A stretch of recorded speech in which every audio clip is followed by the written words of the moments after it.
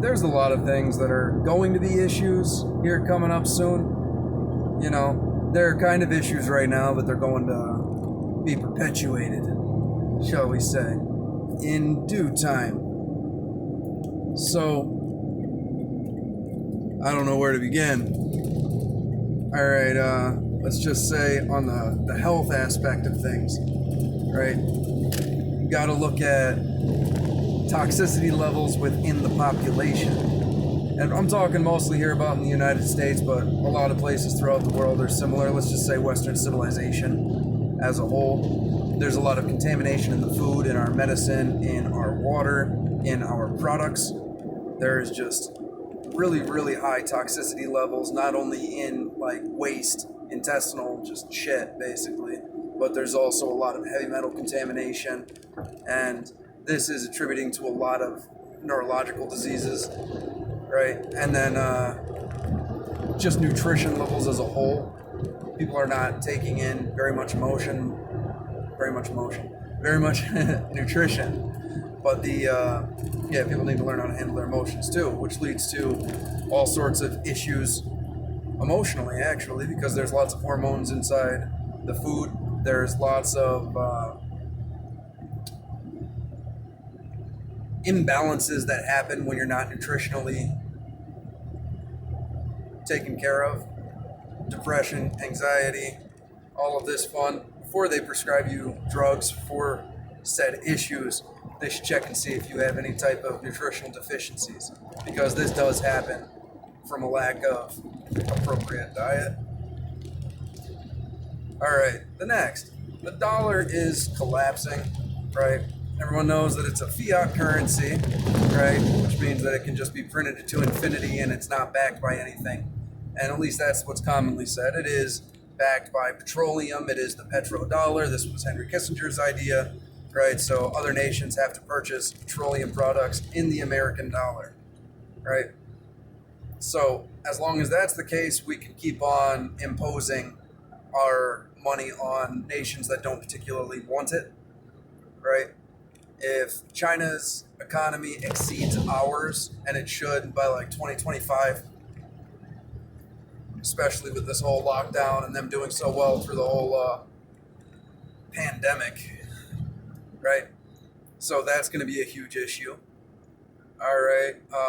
Infrastructure. You look at the infrastructure bill that the Biden administration is putting through, and it's basically garbage for the most part, right? So if we don't take care of serious infrastructure, very soon it's going to fail on us, right?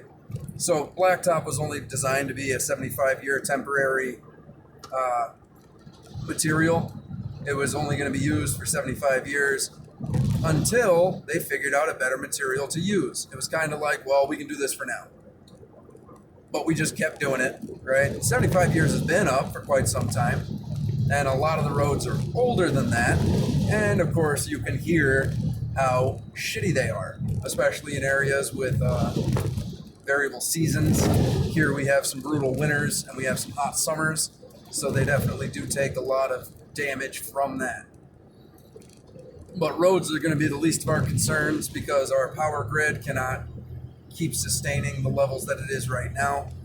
You notice all of the electrical equipment as well as the population, right? You just look at household appliances that didn't exist 50 years ago, right?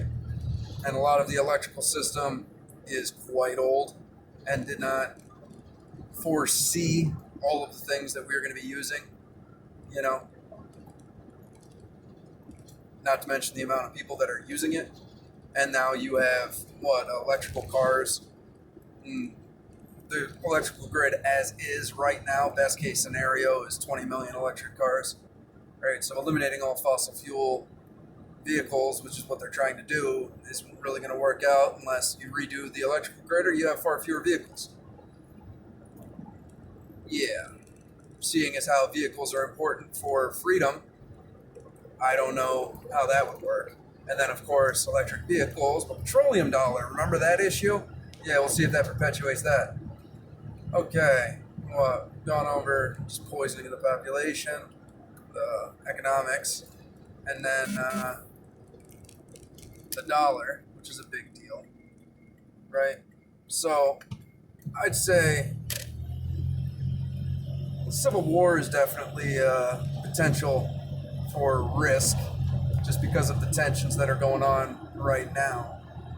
Obviously, there's always cataclysms of one sort or another, but definitely an inner struggle would give us a lot of issues and would make us susceptible to attack from foreign nations. Now, there's a kind of a funny thing now going on with wealth and what it is and all of that. Like the majority of it is just electronic now. Like you can't invade Silicon Valley and steal their treasure, right? It all exists in bank accounts that are just basically exist on a computer screen. And it's all just funny money, fake business, all this weird stuff. So land still has inherent value, and it would still be sought out by, I don't know, maybe a really powerful communistic dictatorship that is overpopulated and needs more natural resources. Potentially, that would be an issue.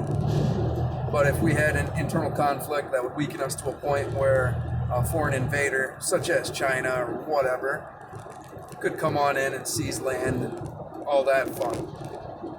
That's kind of a stretch at this point, just because of the mutually assured destruction, kind of Mexican standoff that world powers have been having with each other since the Cold War, basically. Obviously, at the root of most of these problems, it's the same scumbags that it always is. The whole cabal of elites and all that fun. So those guys are always the real issue, but there's just certain things that we can do to prevent this, And the best thing would be the elimination of that group of scumbags who have committed numerous crimes against humanity. That would be the tracking down an organization and all that fun and their little puppets. And that would solve a lot of issues to a degree, just because it wouldn't be problems getting perpetuated. Obviously, a lot of these people are in positions of power and influence, and so that would create power vacuums and all sorts of different littler issues than their actual existence presents. That seems like a little bit of a difficult thing at this moment. They are all things to keep on mind. I definitely don't think that global warming as is a huge issue, because the numbers don't back up the fact that the Earth's heating up. When you look at just all around temperature, it's really not that big of a deal. It's kind of been fluctuating. So, whatever. CO2. Humans aren't really responsible for a vast percentage of CO2 production, so that's really not a huge deal, especially not if we can suck it out of the air and turn it into graphene, because that's a thing that we can do. However, using petroleum to produce plastics and all sorts of other carcinogens and microplastic fun that we have going on, that's going to produce a much bigger issue long term. The devastation that we bring on the flora and fauna of our planet, that's an issue. I am not against being environmentally friendly. In fact, I think that that's one of the most important things that we as a species need to achieve, right? We need to live in harmony with the world and stop messing it up so much. And we have the solutions for the majority of these problems. What we lack is the organization and the individuals that are preventing it from happening. Like, hemp manufacturers should be going through the roof right now, but it's really difficult to get approval for growing it, and there's all sorts of red tape that get in the way, making it a non-efficient, non-effective, just because of government interference, because of lobbyists, of other individuals who would lose a lot of money if the BS that they do gets subverted by something that is completely renewable and all that. So that's the issue, and that's the same thing like the vehicle companies have been doing for time immemorial, as well as agricultural corporations like Monsanto. They've been producing and destroying, and it's deplorable. All right.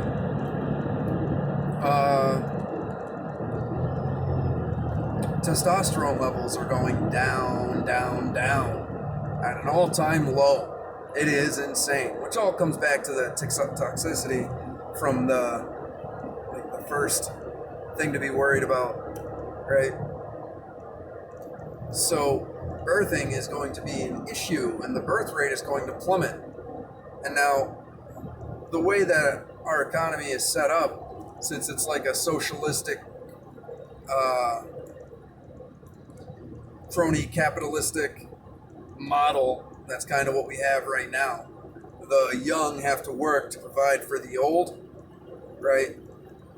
So when you have more old than you do young, it's going to be a big issue. You have to have an ever-growing population in order to sustain that. But nothing grows forever, and we do have the space in this country to increase our numbers quite heavily. I'm not saying that that's what we should be doing, but we should have the option. And if you look at the just the rate of people who are unable or will be unable to reproduce, the numbers aren't good. So, these are some very real issues. They need to get sorted out if we hope to continue as a species for the foreseeable future.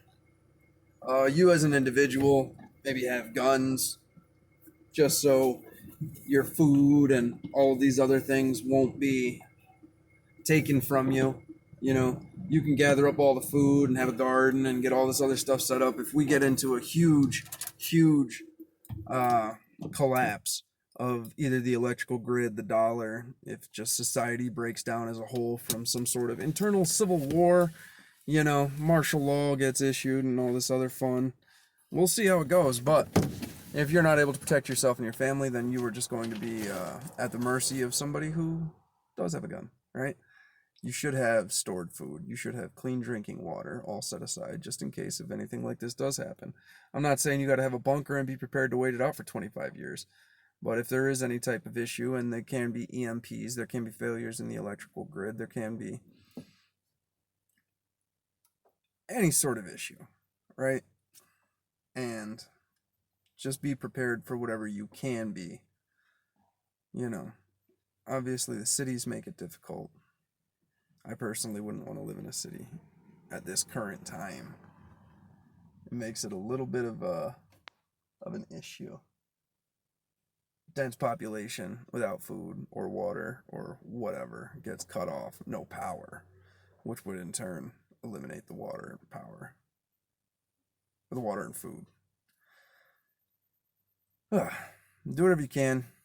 Try and take care of yourself. Best of luck. Most important thing is just be informed, try and educate yourself, try and produce skill. And then we need to create solutions to problems. Don't look at everything from a bleak, miserable, depressed outlook. Just because things seem a little bit hopeless for one individual doesn't mean that on a grand scale we can't accomplish amazing things, because we have the potential to. We most certainly do. We have the technology, we have the capacity, we lack the organization. People like to cave into little emotional prodding, and that's what needs to be avoided. We need to look at things from a new perspective, and we as a species need to evolve to our pinnacle. Yeah, take it one day at a time. The best of luck. I hope you prepare yourself just in case anything happens. Don't say you weren't told. Think of it as an insurance policy. Buy rice, beans, get a few 5-gallon jugs of water, at least to keep yourself for a month or two. Let's say that it's not World War III or an invasion or anything crazy. It's just literally the electrical grid breaks. Or if the dollar does collapse, you're going to want to have something to keep you going for a little while until things kind of get figured out. Best of luck. We got more in common with each other than those who want us to fight. Let's try and solve some problems. I don't know. Hopefully enough people caring doing everything that they can. We can all pull together, make a difference before it's too late. Not to be apocalyptic or whatever, but things are getting a little bit hairy, you know? All right.